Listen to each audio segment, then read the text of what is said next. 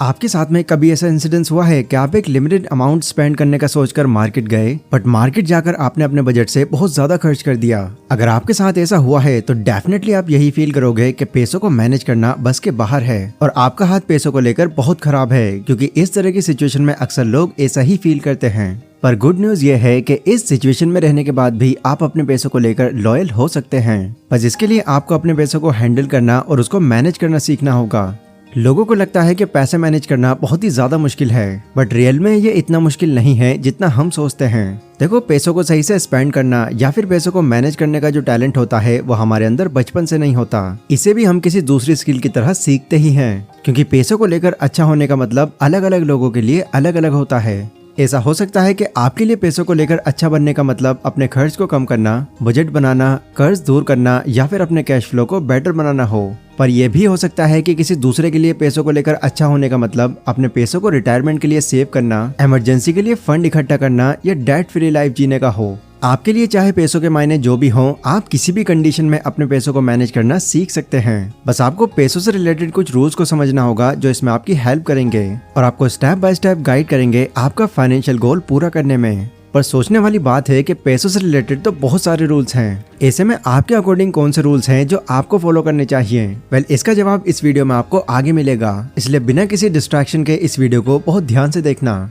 तो बिना ज्यादा टाइम गवाए अब सीधा पॉइंट्स पर आते हैं।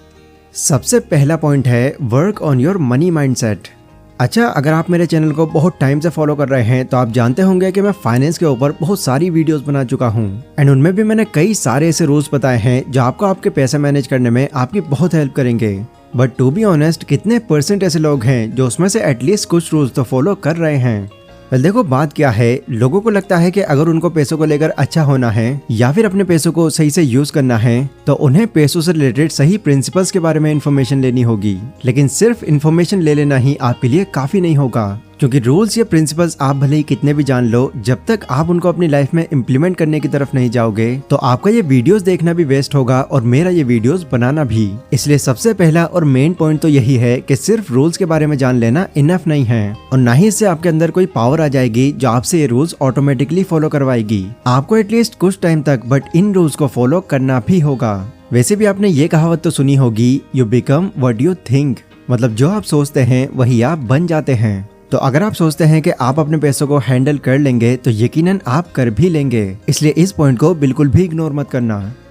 अगला है set goals and create plan accordingly. हर किसी का पैसों को लेकर कोई ना कोई प्लान होता है। जैसे हो सकता है कि आप अपने बचाए हुए पैसों से किसी ट्रिप पर जाना चाहते हो या फिर कोई कार या बाइक लेना चाहते हो। आपका प्लान चाहे जो भी हो, जब आपके पास ये प्लान होता है तो आपका वाई क्लियर होता है, जिससे आप अपने गोल्स को पूरा करने के लिए सही एक्शंस ले पाते हैं। एक प्लान को तैयार करके रखना आपके लिए इसलिए भी जरूरी हो जाता है क्योंकि इससे आपको आपके गोल्स तक पहुंचने का step by step road map मिल जाता है।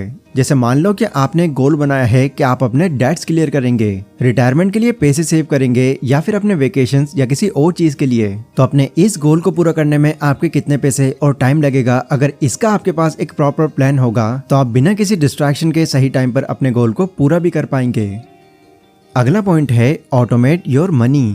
आपने कई फाइनेंशियल बुक्स में ये बात सुनी होगी कि अगर आपको फाइनेंशियली फ्री बनना है तो आपको सबसे पहले खुद को पे करना चाहिए और कुछ पैसे हटा कर रखने चाहिए। पर हम जानते हैं कि बहुत कोशिश करने के बाद भी हम खुद को पे नहीं कर पाते और ना ही पैसों को अलग रख पाते हैं। क्यों? क्योंकि सैलरी या इनकम आते ही हमारे सामने खर्चों की पूरी लिस्ट आ जाती है, जिसे पूरा करते करते ही हमारा पूरा हाथ साफ हो जाता है। फिर खुद के लिए हमारे पास कुछ बचता ही नहीं। देखो, अगर आप खुद को पे करना ही चाहते हैं तो इसके लिए आपको प्लान बी तैयार करना होगा, जो है अपने पैसों को ऑटोमेट करना।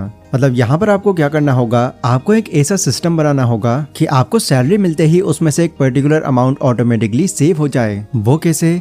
वो इस तरह, मान लो आपकी मंथली सैलरी 50,000 रुपए है और आप 5,000 रुपए पर मंथ की FD करा लेते हैं, तो इससे आपका एक पर्टिकुलर अमाउंट हर महीने निकलता भी रहेगा और आपका बजट भी मेंटेन रहेगा, क्योंकि जितना पैसा हमारे हाथ में आता है उसी हिसाब से हम अपना बजट बना ही लेते हैं। कुछ रिसर्च में ये शो किया गया है कि जो लोग अपने पैसों को ऑटोमेट कर देते हैं उनके पास उन लोगों से ज्यादा पैसे होते हैं जो अपने पैसों को मैनुअली चलाते हैं। वैसे अगर आपको बजट कैलकुलेशन बिल्कुल जीरो लेवल से एक कोर्स की फॉर्म में सीखनी है तो उसके लिए एक बहुत ही रिलायबल वेबसाइट है elearnmarket.com, जहां पर आपको आपका मंथली बजट बनाने के साथ साथ savings plan, investment strategies, how to increase your credit score and और भी बहुत कुछ सिखाया जाएगा, वो भी बहुत सिंपल तरीके से।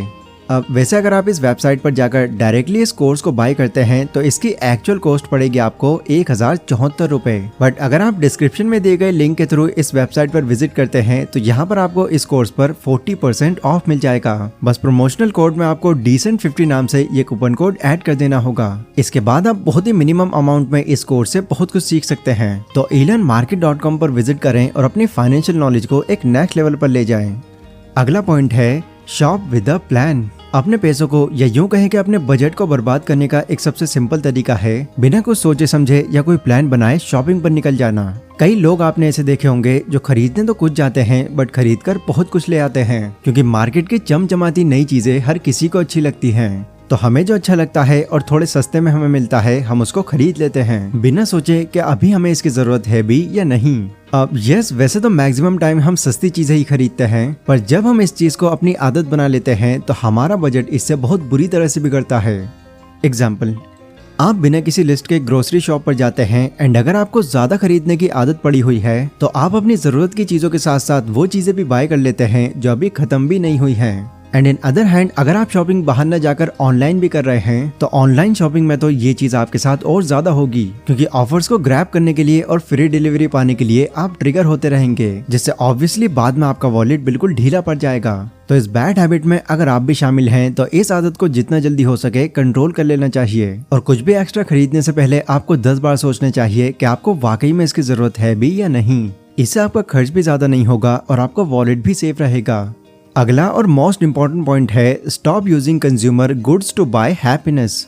मनी कांट बाय हैप्पीनेस और मनी कैन बाय हैप्पीनेस, इन दोनों ही बातों पर कई लोगों के अलग अलग ओपिनियंस होते हैं, बट कुछ लोग ऐसे भी होते हैं जो इन दोनों ही कोट्स का मतलब बिल्कुल अलग ही निकाल लेते हैं और ना चाहते हुए भी वो अपने पैसों को वेस्ट करते चले जाते हैं। उनको लगने लगता है कि दूसरों के सामने अमीर दिखने के लिए हमारे पास लग्जरी चीजें होना जरूरी है और इसी सोच में वो महंगी महंगी चीजें खरीदना शुरू कर देते हैं, चाहे वो अपनी सैलरी से लें या फिर लोन पर भी लें। वो शो ऑफ करने के लिए दूसरों के सामने कुछ भी करने को तैयार हो जाते हैं, जबकि रियल ट्रूथ तो ये है, और इससे आप भी एग्री करेंगे, कि उनके ऐसा करने से दूसरों को कोई फर्क नहीं पड़ता, बल्कि जो दूसरों के सामने ज्यादा ही शो ऑफ करता है उसको देखकर लोग खुश होने के बजाय उससे जेलस होना शुरू कर देते हैं। इसलिए एक बेस्ट एडवाइस यही है कि एक डेट फ्री और हैप्पी लाइफ जीने के लिए शो ऑफ करने की इस बुरी आदत को लोगों को क्विट कर देना चाहिए, क्योंकि इस तरह से बिना सोचे कुछ भी खरीद लेने की वजह से हर महीने आपकी सैलरी EMIs भरने और इंटरेस्ट चुकाने में ही निकल जाएगी, जो बिल्कुल ठीक नहीं है। इसलिए इस पॉइंट का भी जरूर ध्यान रखें।